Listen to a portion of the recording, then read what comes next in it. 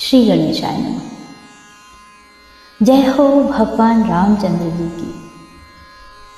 अध्यात्म रामायण युद्धकांड त्रयोदशः सर्गः हिंदी अनुवाद श्लोक 49 से आरंभ कर पूर्णता की ओर, किंतु उपलब्ध अनुवाद श्लोक 45 से ही प्राप्त है, तो श्लोक 45 से पूर्णता की ओर और त्रुटियां ना हो या कम से कम हो इसका प्रयास रहेगा। किंतु यदि फिर भी हमसे त्रुटियां हो जाती हैं तो आप सभी गुणी श्रोताओं से हम क्षमा।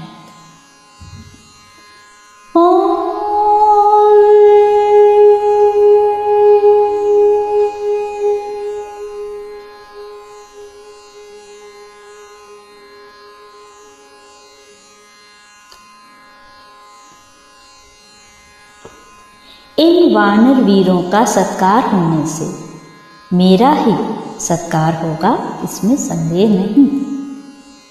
श्री रघुनाथ जी के ऐसा कहने पर राक्षस श्रेष्ठ विभीषण ने वानरों को उनकी इच्छा और रुचि के अनुसार बहुत से रत्न और वस्त्रादि मुक्त हस्त से दिए।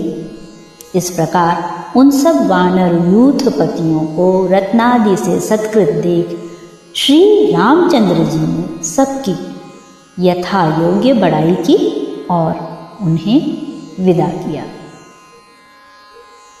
फिर वे सकुचाती हुई यशस्विनी जानकी जी को गोद में ले महापराक्रमी धनुर्धर भाई लक्ष्मण के सहित विभीषण के लाए हुए सूर्य के समान तेजस्वी अति उत्तम पुष्पक विमान पर आरूढ़ हुए। विमान पर बैठकर भगवान राम ने वानर राज सुग्रीव, अंगद, विभीषण और समस्त वानरों से कहा, आप लोगों ने अन्य समस्त वानर वीरों के सहित मित्र का जो कुछ कार्य होता है वह खूब निभाया है। श्लोक 50। अब मेरे आज्ञानुसार आप अपने अपने इच्छित स्थानों को जाइए। सुग्रीव, तुम अपने समस्त सैनिकों के सहित शीघ्र ही किष्किंधा को जाओ।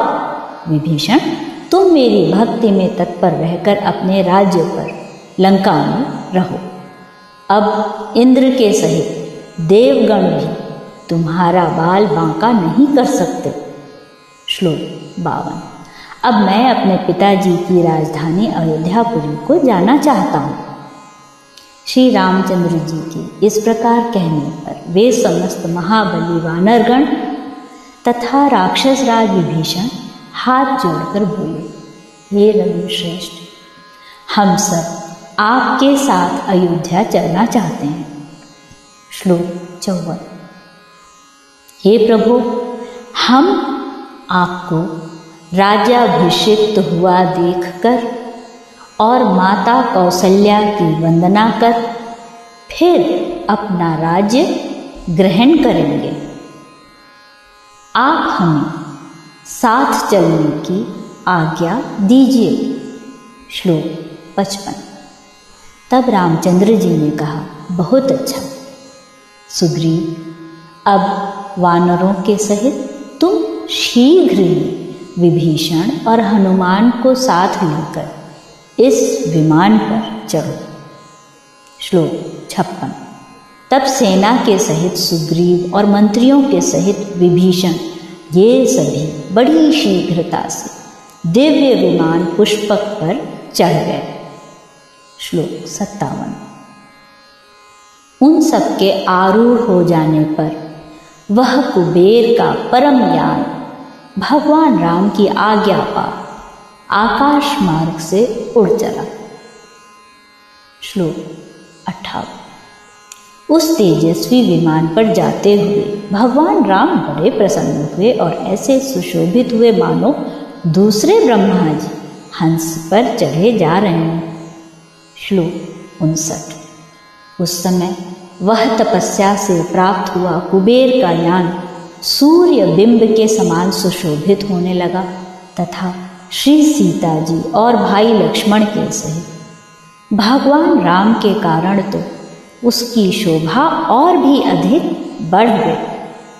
श्लोक 60।